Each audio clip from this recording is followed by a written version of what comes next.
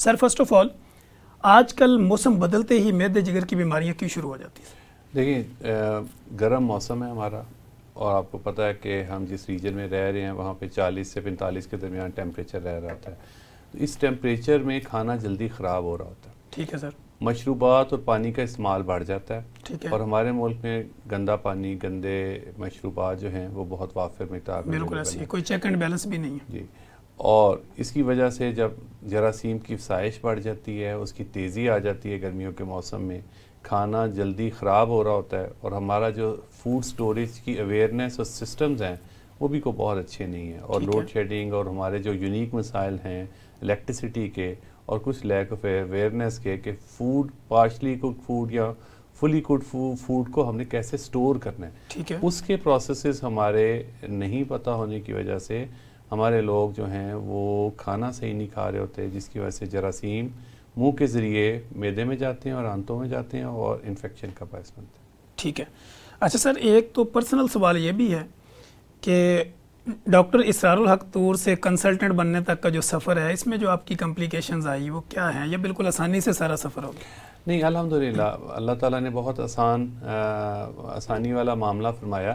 لیکن آپ کو پتہ ہے، میں کل بھی ایک محفل میں بات کر رہا تھا کہ جو میڈیکل پروفیشن ہے یہ ایک جنون اور جذبے کا نام ہے. ایسے ہی ہے. اس میں وہ لوگ جو اس پروفیشن میں ہیں انہوں نے اپنا بچپن بھی، اپنی جوانی بھی اس پروفیشن میں سرو کی ہوتی ہے. انہوں نے عید شبرات کے علاوہ اپنے گھروں میں آنے والے مہمانوں کو بھی کام اٹینڈ کیا ہوتا ہے، کھیل کے میدانوں کو بھی کام اٹینڈ کیا ہوتا ہے موسٹ آف دا ٹائم. اور ایگزامز، کیونکہ ایک ایف ایس سی سے لے کے میٹرک سے لے کے ایف ایس سی اور پھر professional exams, post graduation exam, اور اس کے بعد سپر اسپیشلٹی، اور یہ ایک لامتناہی سلسلہ ہے جس میں ایک عمر گزر جاتی ہے. میں کل ایک پروفیشنز کا موازنہ ہو رہا تھا، ایک جگہ پہ ہم بیٹھے ہوئے تھے کچھ لوگ، تو ہم بات کر رہے تھے کہ کچھ ایسے ایگزام ہیں جو ایگزٹ ایگزام ہیں، مطلب ایک امتحان پاس کیا اس کے بعد انہوں نے زندگی میں کوئی اور امتحان نہیں دینا. جس طرح ایک مثال سی ایس ایس کی ہے، آپ دیکھیں ایک امتحان ہوتا ہے، اس کے بعد وہ ان کا پروموشنز اور ان کی جو ترقی ہے وہ. اسی طرح میرا بڑا بھائی سول انجینئر ہے، وہ یو ای ٹی سے گریجویٹ ہوا، اور اس کے بعد اس نے بہت زیادہ 1 سے 2 ایگزامز اس نے اپنے ڈپارٹمنٹل کیے، لیکن وہ ماشاءاللہ چیف انجینئر ہے. لیکن ہمارا اگر ایک گریجویٹ اگر میڈیکل شعبے کا ہوتا ہے تو وہ اوپر ٹاپ پہ نہیں پہنچ سکتا. تو اس کو بہت ضروری ہے کہ وہ، اس کی چھوٹی سی مثال میں کل دے رہا تھا کہ مجھے کچھ چھٹیاں تھیں، اینول چھٹیاں ہوتی ہیں، تو ہمارے ایک ساتھی نے امریکہ سے پاکستان ان دنوں آنا تھا، تو اس نے ایک خاص اسکل جو اینڈوسکوپی اور معدے جگر کی تھی وہ آ کے کنگ ایڈورڈ میں اس نے کہا میں ڈیمونسٹریٹ کر سکتا ہوں. تو چھٹیوں کے دن میں ایٹ دا ایج آف 50+ میں آل دا وے اسے سیکھنے کے لیے ہاسپٹل بھی گیا، اپنے ٹائم کو بھی، اپنی چھٹیوں کے ٹائم کو بھی، اور جو اسکیجول تھا اس کو. تو یہ ایک عشق و جنون کا نام ہے. یہ ایک کوئی یہ نہیں ہے شوق و جذبے کے بغیر اس میں بڑھنا آگے بڑا مشکل ہو جاتا ہے. جی سر، بالکل. اچھا سر، دوسرا یہ ہوتا ہے کہ آج کل جو جوائنٹس کی علامتیں لوگوں کو ہو جاتی ہیں، اب جوائنٹس میں لوگ بے شمار طرح طرح کی پھکیاں، عرق اور اس طرح کے ٹریٹمنٹ لیتے ہیں، تو کیا آپ سمجھتے ہیں کہ جوائنٹس میں کسی ٹریٹمنٹ کی ضرورت ہے؟ دیکھیں جوائنٹس کہتے ہیں پیلا پن کو، آنکھوں میں پیلا پن آ جائے تو اس کو جوائنٹس کہتے ہیں، اور جگر پہ سوجن آ جائے تو اس کو ہم ہیپاٹائٹس کہتے ہیں. ٹھیک ہے. اب اس میں تھوڑا سا فرق ہے. بعض صورتوں میں جوائنٹس اس وجہ سے بھی ہو رہا ہوتا ہے جس میں جگر پرفیکٹلی نارمل ہوتا ہے. ٹھیک ہے. اس پہ خون کے ذرات ٹوٹ رہے ہوتے ہیں اور اس میں آنکھیں پیلی، جسم پیلیا جس کو آسان زبان میں کہتے ہیں.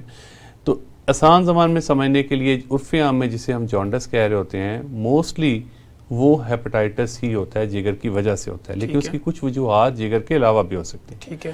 ایک تو یہ پوائنٹ ہے. دوسرا یہ ہے کہ آپ کا جو سوال ہے کہ اس کے بعد اس کو کیا اسپیشل ڈائٹ یا پریکاشنز لینی چاہیے. تو دیکھیں جوائنٹس عام طور پہ وائرل ہیپاٹائٹس کی وجہ سے ہو رہا ہوتا ہے ہمارے ملک میں. Viral hepatitis self limiting disease ہے، جس کو ہم کہتے ہیں خود سے ہو کے ٹھیک ہونے والا عمل ہے، جس میں نہ کسی اسپیشل اینٹی وائرل کا، دوائی کا، اور نہ ہی کسی اسپیشل ڈائٹ کا اس عمل کو تیز کرنے کا سبب نہیں بنتی. تو کہنے کا مطلب ہے کہ کوئی اسپیشل ڈائٹ سے، جس طرح ہم گنے کا رو پی رہے ہوتے ہیں، جس طرح ہم پکی پی رہے ہوتے ہیں، کوئی دیسی دوائی کھا رہے ہوتے ہیں، اس سے جلدی ٹھیک نہیں ہو جانا. اس نے اپنا ایک وقت ہے، اس کورس میں سے گزر کے اس نے کلیئر ہونا ہے جسم سے. اس دوران ایک ہی چیز ہے کہ کوئی غیر ضروری آپ اس کو انفیکشن انٹروڈیوس نہ کروائیں، اس سے جسم میں کوئی غیر ضروری علاج کے نام پہ کوئی ایسی چیز نہ کریں جس سے اس کو مزید نقصان ہو یا پروسیس لمبا ہو جائے. تو اس لیے غیر ضروری دیسی دوائیوں سے، غیر ضروری قسم کے حکیمی علاج سے، غیر ضروری جوسز پینے سے، رو پینے سے اس کا کوئی فائدہ نہیں ہے. اس نے اپنے وقت سے ٹھیک ہونا ہوتا ہے. ہم بات کر رہے ہیں وائرل ہیپیٹائٹس کی، جس میں کسی اسپیشل ڈائٹ کی ضرورت نہیں. ایون انڈا، گوشت، مچھلی جو گرم چیزیں سمجھتے ہوئے ہم بند کر دیتے ہیں، اس کے بند کرنے کی ضرورت نہیں ہوتی. نارمل ہیلدی ڈائٹ اور صاف کھانا، صاف پانی، یہ ہے اس کی کریکٹ انٹرپریٹیشن. ٹھیک ہو گیا. اچھا سر، آج کل چونکہ ڈائریا جب جوائنٹس ہوتا ہے تو لوگوں کو ساتھ ڈائریا کے ساتھ بھی پیشنٹ کلینکل ٹرائل میں رپورٹ ہوتے ہیں.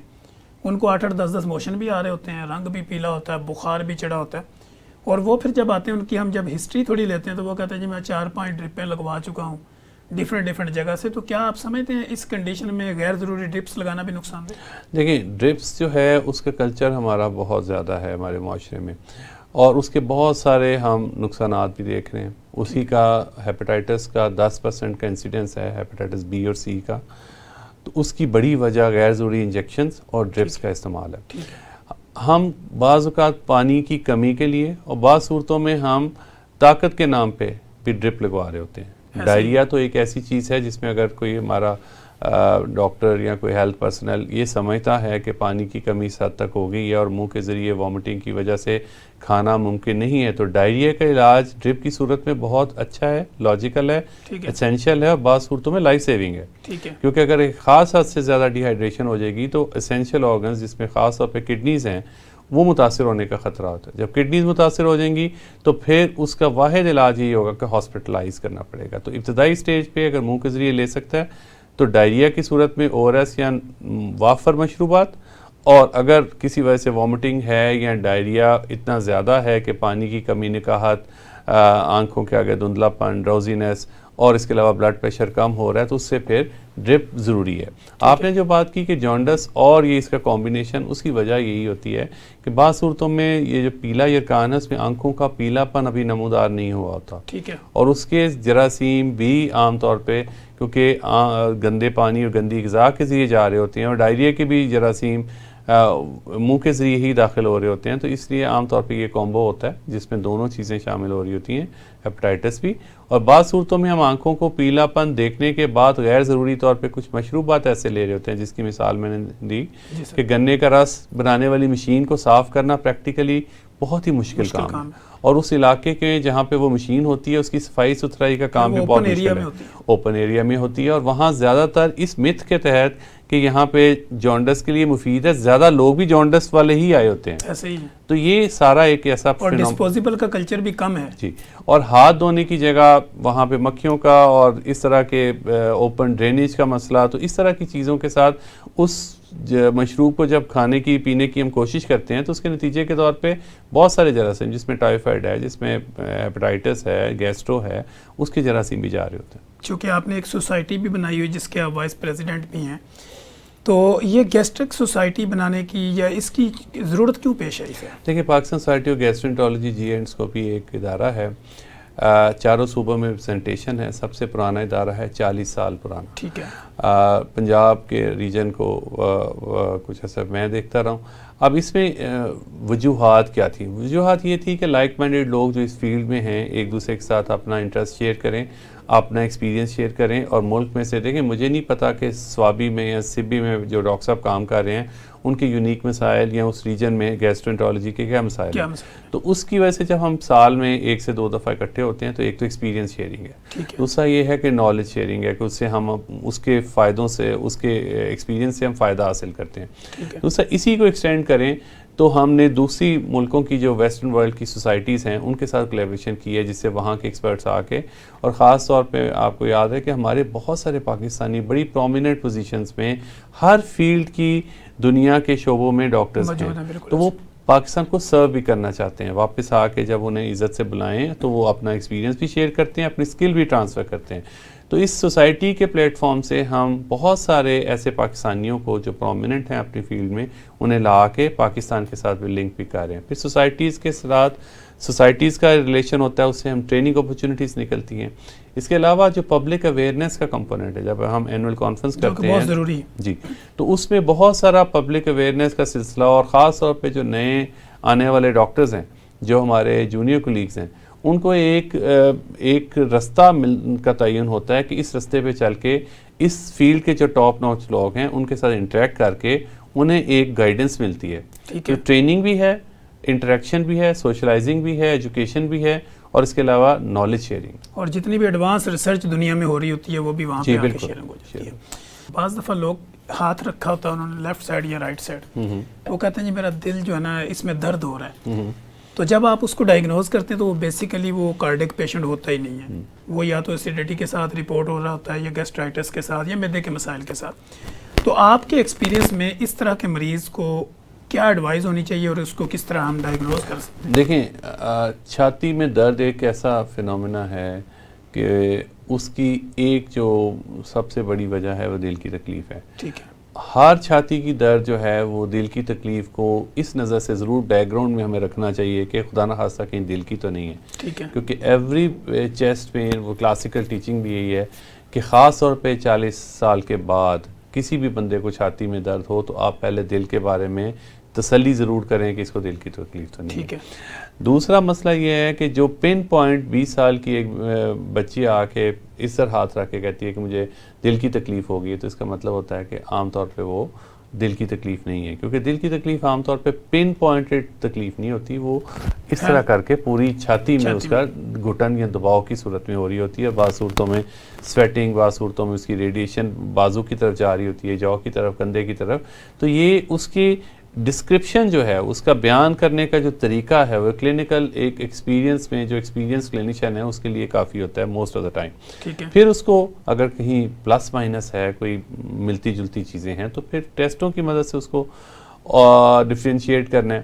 جو آپ نے بات کی کہ معدے کی تکلیف جب خوراک کی نالی میں تیزابیت الٹ کے واپس آتی ہے معدے سے، جس کو گرڈ کہتے ہیں، جو کہ ہمارے ملک میں 25 سے 30% لوگوں کو ہے، تو اس میں بھی فیلنگ بعض اوقات دل کی دھڑکن، گھبراہٹ، اور بعض صورتوں میں کھانا گلے کی طرف آنے کے رجحان کے ساتھ ہی بعض اوقات درد ایسی ہوتی ہے جس سے بندے کو فیلنگ آتی ہے کہ یہ گرڈ کی تکلیف ہے کہ دل کی تکلیف ہے.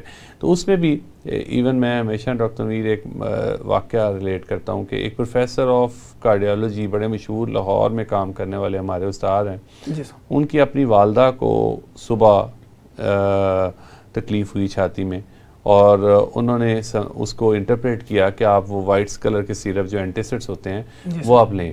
تو تھوڑی دیر لیا انہوں نے 1 سے 2 ڈوزز، اور اس کے بعد جب نہیں ٹھیک ہوا تو ہاسپٹل گئے تو وہ کارڈک تھی. تو کہنے کا مطلب کیا ہے کہ پروفیسر آف کارڈیالوجی کا مطلب سمجھیں کہ 25 سال کے ایکسپیرینس کے بعد بھی اپنے وہ فیملی ممبر کو پوری نیک اپنی انرجی کے ساتھ بھی وہ اگر 100% ڈفرینشیٹ نہیں کر پاتا ایک لمحے کے لیے پہلے انٹرویو میں، اس کا مطلب ہے کہ انویسٹیگیشن اور ہاسپٹلس کا بہت رول ہے.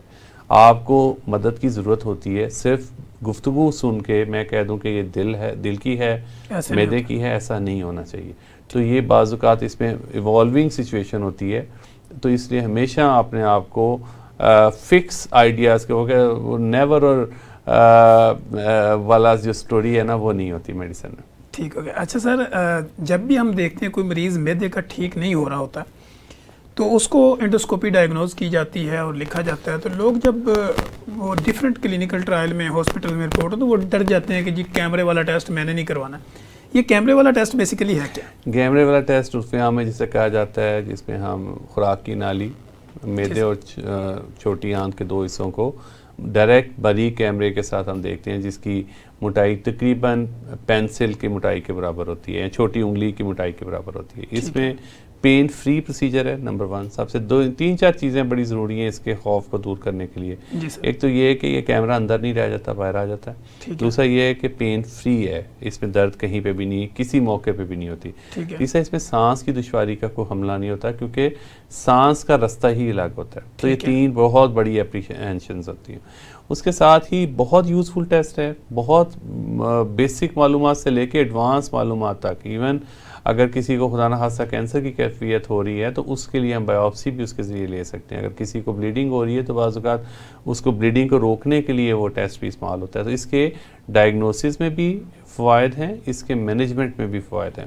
باریک کیمرہ جو کہ ہر ہاسپٹل میں بھی اویلیبل ہے, یعنی وہ آپ کی خوراک کی نالی کے ذریعے جاتا ہے. جی, خوراک کی نالی کے ذریعے ہم دیکھ رہے ہوتے ہیں, اور اگر کوئی بہت زیادہ اینکشس ہو تو اس کو ہلکا سا نیند کا انجیکشن دے دیے.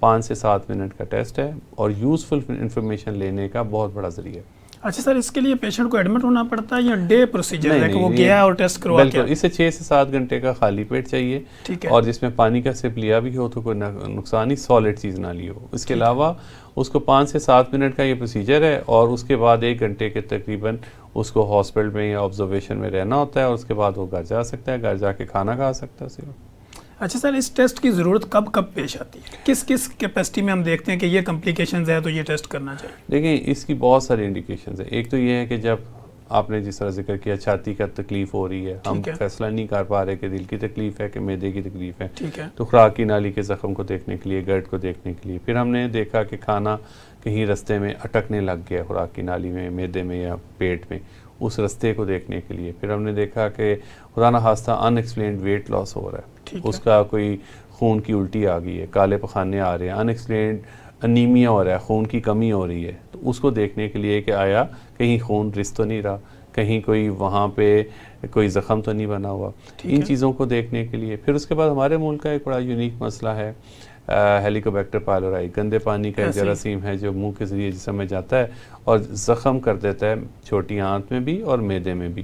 اس کی تشخیص کے لیے, بایوپسی کے لیے, اور اس کو دیکھنے کے لیے کیا اس کی موجودگی ہے یا نہیں ہے, تو یہ ایک یوزفل ٹیسٹ ہے. اس کے علاوہ جگر کے مریضوں میں بعض اوقات خون کی نالیاں پھول جاتی ہیں, اور اس کے ساتھ خون کی الٹی, اور اس کی وجہ سے ان نالیوں کو بند کرنے کے لیے, جس کو بینڈ لیگیشن کہا جاتا ہے, تو یہ ایک یوزفل ٹیسٹ ہے. اس کے علاوہ اگر خوراک کی نالی کا نچلا پٹھا سٹرونگ ہو گیا ہے, سکڑ گیا ہے, اور اس کا رستے کو کھولنا ہے, یا کہیں سے کوئی رستے میں خوراک کی نالی میں کوئی تنگی آ گئی ہے, یا کوئی ایسا مسئلہ ہو گیا ہے جس میں بعض اوقات ہمیں معدے میں ایک فیڈنگ ٹیوب ڈالنی ہے, تو ان ساری چیزوں کے لیے ہم معدے کا یہ ٹیسٹ کر سکتے ہیں, جو کہ بہت یوزفل ٹیسٹ ہے. اچھا سر, جیسے آپ نے ہیلیکوبیکٹیریا ایچ پائلوری کی بات کی, تو ایچ پائلوری آپ کو سٹول کا زیادہ بینیفیشل ہوتا ہے یا بلڈ والا جو کرتے ہیں اس میں بہتر رزلٹ آتا ہے؟ دیکھیں, بلڈ ڈیپینڈ کرتا ہے کنڈیشن. نہیں, دیکھیں بلڈ کا جو ٹیسٹ ہے ہیلیکوبیکٹر پائلورائی کا, اس کو سیرم ٹیسٹ کہتے ہیں, عام طور پہ مریضوں نے کرایا ہوتا ہے, لیکن اس کی اتنی اہمیت